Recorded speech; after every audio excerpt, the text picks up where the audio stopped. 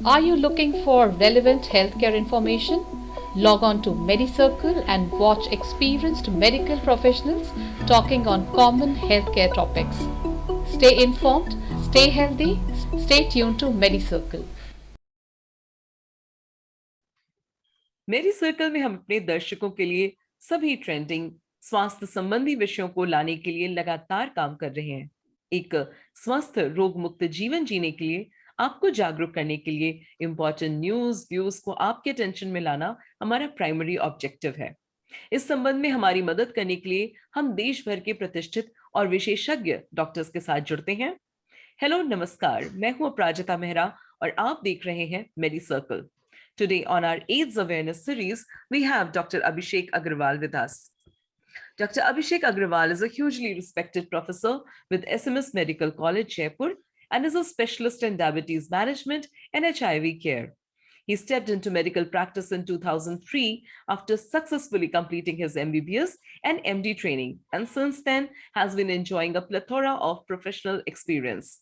Dr. Agarwal supplemented his medical training with HIV fellowship from Weill Cornell Medical College, New York as well.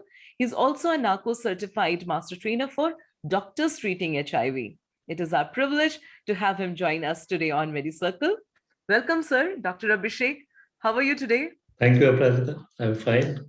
How are you? I'm good too. Thank you so much. तो बिल्कुल समय न गंवाते हुए तुरंत पहले प्रश्न की ओर आगे बढ़ते हैं। जी, और मेरा पहला प्रश्न आपसे है सर कि एड्स के लक्षण दिखने में कितना समय लगता है? जी, आमतौर पर ऐसा देखा गया है कि एड्स को दो मेजर सिंड्रोम्स में डिवाइड कर सकते हैं। One is acute HIV syndrome and one is AIDS, that is actual AIDS. So acute HIV syndrome जब आपको इन्फेक्शन होता है या बॉडी में एचआईवी वायरस आता है, it sets up an infection. तो there is an initial reaction, जैसे कोई भी वायरल इन्फेक्शन होता है उस तरह का फीवर हो सकता है और रैश हो सकता है और शरीर में गांठें हो सकती है जिसको लिम्फ नोड्स बोलते हैं। तो ये सब लक्षण आते हैं और they subside within 4 to 5 days of acute infection. तो यदि किसी पर्सन को ऐसे हिस्ट्री है, कोई सेक्सुअल एक्सपोजर है या कोई इस तरह का एविडेंट हुआ है कि कोई एचआईवी पॉजिटिव फ्लूइड से या एचआईवी पॉजिटिव व्यक्ति से संपर्क में आया, तो उस केस में अगर उसको उसके बाद इस तरह का सिंड्रोम आता है तो उसको then we test him for HIV and usually we diagnose it in this stage. But more often, mostly this stage is usually ignored, and patient can then remain asymptomatic for as long as 6 to 8 years. So आपको HIV infection होता है, उसके 6 से 8 साल तक आपको usually इस infection का पता नहीं चलता है। इस 6 से 8 साल में क्या होता है, शरीर में धीरे धीरे HIV वायरस बढ़ता रहता है और वो जो आपकी CD4 सेल्स हैं, जो एक वाइट ब्लड सेल्स का टाइप है, ये CD4 सेल्स शरीर में वायरल इन्फेक्शंस को और कई तरह के इन्फेक्शंस को रोकने में काम करती है। तो ये इन सेल्स को इन्फेक्ट करता है और नष्ट करता रहता है। जब एक क्रिटिकल लेवल सेल्स का नष्ट हो जाता है और एक क्रिटिकल लेवल आ जाता है, जिसको CD4 सेल काउंट की भाषा में बोले तो 200 CD4 सेल्स से कम हो जाती है बॉडी में, जो कि नॉर्मल शरीर में 1000 से 1100 पर क्यूबिक मिलीमीटर होती है। जी। तो अगर CD4 सेल काउंट 200 से कम हो जाता है तो शरीर में कई तरह के जो अपॉर्चुनिस्टिक इन्फेक्शन है वो आने लगते हैं। तो जब ये स्टेज आती है तो इसको हम एड्स बोलते हैं। तो ये इन्फेक्शन या तो फीवर हो सकता है, पेशेंट को कंटिन्यूस वेट लॉस हो सकता है, उसको दस्त लग सकते हैं जो क्रोनिक डायरिया बोलते हैं, साथ ही टीबी इन्फेक्शन हो सकता है, कई तरह के वायरल और फंगल इन्फेक्शन हो सकते हैं, निमोनियाज हो सकते हैं और कई तरह के कैंसर्स भी हो सकते हैं। तो ये सब एड्स की अंतिम अवस्था है। तो it takes about 6 to 8 years to develop. और इस बीच में I guess that makes it all the more dangerous because not knowing or screening it in early stages, it becomes all the more dangerous. तो yes, by the time you are diagnosed, by the time you are diagnosed with HIV, you sometimes even forget that what was the source of infection or when did you contract it. All right. Sir आपने अभी इसी पहले प्रश्न के उत्तर में आपने कुछ शुरुआती एक्टिविटीज ऐसी बताई थी जिनके हिसाब से आपने ये कहा था कि एड्स हो सकता है। तो ऐसी वो कौन सी एक्टिविटीज होती हैं जिससे एड्स ट्रांसमिशन की सबसे अधिक संभावनाएं होती हैं? जरा इस पे प्रकाश डालें आप। एड्स के जो भी ट्रांसमिशन है वो ब्लड के रूट से होता है। तो इसके अंदर मेनली 4 रूट्स बताए गए हैं। तो सबसे एफिशिएंट रूट ऑफ ट्रांसमिशन है ब्लड ट्रांसफ्यूजन। तो यदि कोई एचआईवी पॉजिटिव व्यक्ति का ब्लड अपन लेकर सीधे एचआईवी नेगेटिव व्यक्ति में ट्रांसफ्यूजन हो जाए, तो उसमें 90% से ऊपर चांसेस है कि उस व्यक्ति को एचआईवी हो जाएगा। लेकिन आजकल के जो मॉडर्न एरा में जो मॉडर्न डायग्नोस्टिक टेक्निक्स हैं, तो एवरी ब्लड सैंपल और every blood bag that is donated is tested for HIV and using very high sensitive test. So any blood which is suspicious to be having HIV infection is discarded. So Yeah, ये so root अब काफी, पर कई बार गांव में या emergency situation में कई बार ब्लड बिना टेस्टिंग के चढ़ाना पड़ता है, तो उसमें ये रिस्क हो सकता है। इसके अलावा जो मोस्ट जो कॉमन रूट है, although it is not very efficient, but frequency, because of the high frequency, the sexual transmission of HIV is very big concern. In India, it is heterosexual transmission that is got major chunk, but the homosexual transmission is, or homosexual sexual exposure is more dangerous than heterosexual exposure. So the gays or all the right, anal sex is having higher risk than the normal vaginal sex. all And right. even oral sex can also transmit HIV. Then Okay. third comes the injecting drug user. So some people are using IV drugs and they share their needles, and there are other sexual activities that are going on with these things. So in IV drug abusers, there is a high incidence of HIV. And lastly, when uh, a baby is born to an HIV positive mother, so it can be transmitted through placenta also. So these are the major 4 routes by which HIV is transmitted. So any fluid like usually your saliva can, or any other fluid can, if it is containing blood, it Mhm. can transmit HIV. But usually the saliva is considered safe because जी, it does not contain blood. जी। So these are all 4 routes by which HIV can be transmitted. चलिए, आपने ये तरीके तो हमें जो बताए, ये शॉर्ट शॉर्ट तरीके हैं, और मेरे ख्याल से इस पे गवर्नमेंट ने पहले काफी एक टाइम था 80s के दौरान जो बहुत ज्यादा इसकी आईईसी पे काम हुआ था, तो काफी लोगों को इसके बारे में जानकारी है, और जिन्हें नहीं भी है उन्हें आज आपके माध्यम से जरूर ये मिल गई है। तो ऐसे में इफ एट ऑल, चलिए मान लेते हैं किसी को लगता है इन संभावनाओं को जान करके कि उसके अंदर ये संशय आ गया, ये डाउट आ गया कि उसे हो सकता है एड्स हो, ऐसे में पहली चीज उसे क्या करनी चाहिए? What that person should actually do? Please tell us that. सबसे पहले तो बचाव ही सबसे बड़ा उपचार है। तो यदि आपको पता है कि ये जो 4 कारण हैं जिनसे एचआईवी फैलता है, तो आप इनसे बचने का पूरा प्रयास करें। अपने इसमें कोई वो नहीं है कि आप होमोसेक्सुअल हैं या हेटेरोसेक्सुअल हैं। यदि आप एक पार्टनर के साथ रहते हैं तो एचआईवी होने की संभावना कम है। तो यदि आप दोनों पार्टनर्स एक दूसरे के प्रति और किसी सेक्सुअल पार्टनर को इन्वॉल्व नहीं करते हैं, तो इसके अंदर फिर एचआईवी के संक्रमण होने की संभावना काफी कम हो जाती है। सो आपको एक तो ये ध्यान रखना है। और यदि आपको लगता है कि आपका ऐसा कोई एक्सपोजर हो गया है, या आपका पार्टनर है, आपको एचआईवी पॉजिटिव है और आप एचआईवी नेगेटिव हैं, और अगर आप सेक्सुअल एक्सपोजर के दौरान कोई कॉन्डोम वगैरह यूज नहीं कर पाते हैं या नहीं कर पाए, या कोई ऐसी इंसिडेंस हो गई है कि कॉन्डोम ब्रेक हो गया, तो आपको अगर एचआईवी होने का संशय है, या कई बार मेडिकल जो टीम होती है उसके डॉक्टर्स होते हैं, नर्सिंग स्टाफ होते हैं, उनको एचआईवी पॉजिटिव पेशेंट का ट्रीटमेंट करते हुए कोई इंजरी हो जाती है, उनके पेशेंट के ब्लड के संपर्क में आते हैं, जी, तो उनको इमीडिएटली डॉक्टर्स की सलाह लेनी चाहिए। हर जिले में, हर मेजर जहाँ पे मेडिकल कॉलेजेस हैं और कई मेजर जो भी डिस्ट्रिक्ट्स हैं, वहाँ पे एआरटी सेंटर खुले हुए हैं जहाँ पे आपको इसकी सलाह मिलेगी। इसमें सबसे पहले तो वो डॉक्टर्स आपके चेक करेंगे कि आपको वास्तव में कितना एक्सपोजर हुआ है। यदि इंटैक्ट स्किन पे कोई एक्सपोजर हुआ है तो उसमें कोई डरने की बात नहीं है। पर अगर सेक्सुअल एक्सपोजर हुआ है, या आईज के अंदर, नोज के अंदर, माउथ के अंदर कोई एचआईवी पॉजिटिव ब्लड का एक्सपोजर हुआ है, एचआईवी पॉजिटिव मटेरियल का एक्सपोजर हुआ है, तो आपको एक दवाई लेने की सलाह दी जाती है। उस दवाई लेने से पहले कुछ आपके टेस्ट कराए जाते हैं जिसमें देखते हैं कि कहीं आपको पहले से एचआईवी तो नहीं हो रहा है। तो एक तो वो टेस्ट किए जाते हैं।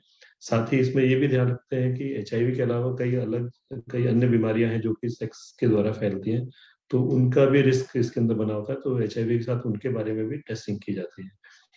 फिर यदि आपको लगता है, डॉक्टर्स को लगता है कि आपको एचआईवी हो सकता है या एचआईवी का रिस्क है आपको होने का, तो आपको कुछ दवाइयां दी जाती है जिससे कि एचआईवी के संक्रमण से वो एचआईवी के संक्रमण को बॉडी में होने से पहले ही वो रोक देती हैं, जिसको जी, कि आई आप जानते हैं थिंक कि इसी से मेरा एक फॉलोअप क्वेश्चन बन रहा है डॉक्टर।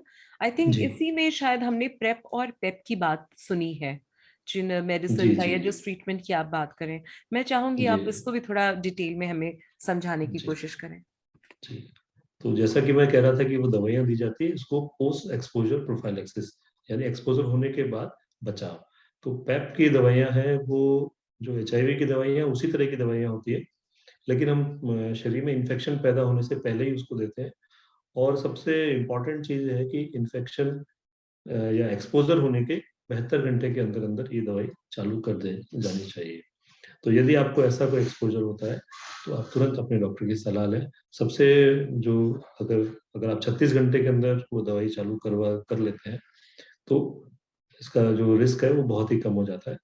और आमतौर पे हमने देखा है कि 90% लोगों में इन्फेक्शन हम रोक पाते हैं इसके द्वारा, तो काफ़ी इफेक्टिव ट्रीटमेंट है। और सबसे पहले ये देखना ज़रूरी है कि इसमें आपके डॉक्टर की सलाह ज़रूरी है, वो डॉक्टर ही इसको निश्चय करेंगे कि आपको ज़रूरत है या नहीं। बिना ज़रूरत के लेने से आपको अननेसेसरी साइड इफ़ेक्ट्स भी हो सकते हैं, तो अपने आप दवाइयाँ ना लें और डॉक्टर की सलाह ज़रूर लें। दूसरा है प्रेप। जी। Prep is pre exposure prophylaxis. तो इसके अंदर होता है एक्सपोज़र होने से पहले आप बचाव कर रहे हैं। ये उन लोगों के लिए है जो, जैसे कि कई कपल्स हैं जिसमें हस्बैंड या वाइफ में से एक जना एचआईवी पॉजिटिव है, साथ रह रहे हैं, या कोई गे कपल है, दोनों में से एक पार्टनर एचआईवी पॉजिटिव है, तो अगर वो अपनी सेक्सुअल एक्टिविटी जारी रखना चाहते हैं, और तो उसके अंदर दो बातें जरूरी है। एक तो जो पार्टनर एचआईवी पॉजिटिव है वो पूरी तरह से उसका दवाई ले रहा हो और एचआईवी उसका कंट्रोल में हो। सेकंड, जो दूसरा पार्टनर है वो कुछ दवाई लेता है जो उसको प्रेप कहा जाता है, तो उस दवाई के द्वारा अगर शरीर में अगर एचआईवी ट्रांसमिशन हो भी जाता है तो वो उसको एचआईवी का इन्फेक्शन नहीं होने देता। तो तो ये एक कंटिन्यूअस दवाई लेनी पड़ती है। और इसको कई बार आप पार्टनर के हिसाब से, अपने सेक्सुअल एक्सपोजर के हिसाब से बंद चालू भी कर सकते हैं, पर ये डॉक्टर की सलाह के अनुसार ही करना होता है। और ये देखा गया है गे कपल्स के अंदर कि ये जो प्रेप है उससे काफी मात्रा में इन्फेक्शंस को रोक सकते हैं। जी ऑलराइट, तो ये तो बहुत अच्छा तरीका हुआ, खास करके उन लोगों के लिए जो ऑलरेडी एचआईवी पॉजिटिव हैं और उनका ट्रीटमेंट चल रहा है। तो ऐसे में एक नॉर्मल स्वस्थ संबंध रखते हुए, सुरक्षित जी संबंध रखते हुए अपने पार्टनर के साथ जी जीवन व्यतीत कर सकते हैं। और जीवन का मतलब नॉर्मल, एक जो उनका सपना है कि एड्स के साथ सो डिफिकल्ट, जो कि मेरा अगला प्रश्न भी होगा कि उसके साथ भी वो आप जीवन व्यतीत कर सकते हैं अगर एक पार्टनर के साथ कमिटेड हो, जैसा कि आपने बताया। तो जी सर अगला प्रश्न ही यही है, how is living with AIDS? जिन्हें एड्स होता है वो कैसे इसे मैनेज करते हैं, क्या करते हैं? We should actually touch upon that as well. जी। जब 1980s में जब एचआईवी शुरू में डायग्नोज हुआ था, उस समय कुछ खास दवाइयाँ नहीं थी और लोगों में डर भी काफी था, और कई पेशेंट उस समय मौत के शिकार भी हुए। फिर धीरे धीरे जो एचआईवी का फील्ड है वो काफी तेजी से आगे बढ़ रहा है, इसमें कई नई तरह की दवाइयाँ आ रही हैं। तो जहाँ एक समय में मुझे याद है कि 1999-2000 में जब हम एचआईवी मरीज देखते थे तो उनको एक एक दिन में 32 से लेके 40 तक गोलियां खानी पड़ती थी। और इस वो केवल एचआईवी के लिए, उसके अलावा जो टीबी और अदर इन्फेक्शंस की गोलियां होती थी वो अलग होती थी। तो और उनका इफेक्ट भी बहुत अच्छा नहीं होता था, काफी जल्दी वो गोलियां बेकार हो जाती थी, एचआईवी रेजिस्टेंस आ जाता था। लेकिन अब समय काफी बदल गया है। अब काफी अच्छी दवाइयां आ गई हैं, व्यक्ति को केवल एक या दो गोली प्रतिदिन लेनी पड़ती है। और हम और आप किसी व्यक्ति को देखकर ये नहीं पहचान सकते कि उसको एचआईवी है। सबसे बड़ी बात ये, वो अपना पूरा नॉर्मल जीवन व्यतीत कर सकता है। और आजकल जैसे डायबिटीज है, ब्लड प्रेशर है, एचआईवी को भी एक क्रोनिक डिजीज के रूप में मान लिया गया है।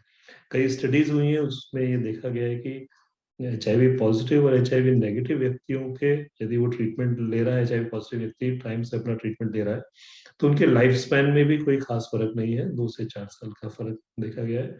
सो इसमें मोस्ट इम्पॉर्टेंट है कि आप HIV अगर इन्फेक्शन है तो अपनी दवाइयाँ टाइम से लेते रहें, सबसे इम्पॉर्टेंट यही है। क्योंकि जो भी व्यक्तियों में हम देखते हैं कि HIV की दवाइयाँ असर करना बंद करती हैं, उसमें मुख्य कारण ये होता है कि व्यक्ति दवाई लेना बंद कर देता है या इरेगुलर हो जाता है, जिसके कारण जी। HIV वायरस को दवाइयों पे अगेंस्ट में रेजिस्टेंस डेवलप करने का मौका मिल जाता है और वो दवाइयाँ बेकार हो जाती हैं। और और आजकल इतनी अच्छी दवाइयाँ हैं कि हम कह सकते हैं कि इस समय हम HIV इन्फेक्शन ही मेनली देखते हैं, एड्स के पेशेंट हम बहुत ही रेयरली देखते हैं आजकल। जी। So which seems like a good thing to do, और ये बहुत अच्छा Yeah. होप भी है लोगों के लिए कि आप प्रिवेंटिव तरीके से अगर इससे बचते हैं तो नेचुरली आप इसको क्योर भी कर सकते हैं मोर और less, and you can live have a normal life. और नॉर्मल जैसे बीपी और Yeah. डायबिटीज की दवाई ली जाती है, वैसे आप दवाई साधारण सी वैसे लीजिए। आप HIV की दवाई लेकर कर जी। सकते हैं। जी। सर, आपसे अंतिम प्रश्न बस पूछना चाहूंगी before we let you go, कि क्या एचआईवी होने से गर्भावस्था यानी प्रेगनेंसी में कुछ प्रभाव पड़ता है? इसके बारे में जरा बताएं आप। जी, प्रेगनेंसी के अंदर एक काफी अच्छा सवाल है, क्योंकि प्लेसेंटा एक माध्यम है जहाँ से HIV माँ से बच्चे में फैल सकता है। सो भारत सरकार का प्रोग्राम ये है कि हर जो भी गर्भवती महिला है उसका HIV टेस्ट किया जाता है, जिससे हमको पता चल सके कि वो उसमें HIV संक्रमण है या नहीं। यदि उसके अंदर HIV इन्फेक्शन पाया जाता है तो हमको उनको तुरंत ही जो HIV की दवाइयाँ हैं, जिसको ART ट्रीटमेंट बोलते हैं, वो स्टार्ट करना होता है। यदि वो गर्भावस्था के प्रारंभिक उसमें आ जाती हैं, पहले 3 महीने में आ जाती हैं हमारे पास, तो यदि HIV की दवाई टाइम से स्टार्ट हो जाती है, तो बच्चे के अंदर HIV इन्फेक्शन फैलने का डर बहुत कम हो जाता है, क्योंकि माँ के ब्लड के अंदर HIV वायरस वो ऑलमोस्ट ज़ीरो कर देती हैं दवाइयाँ। पर यदि व्यक्ति के इन्फेक्शन का, मदर के इन्फेक्शन का पता लेट चलता है, तो हमको उस अवस्था में बच्चे को बचाने के लिए हमको मदर को भी दवाई देनी पड़ती है और डिलीवरी के बाद बच्चे को भी दवाइयाँ देनी पड़ती है।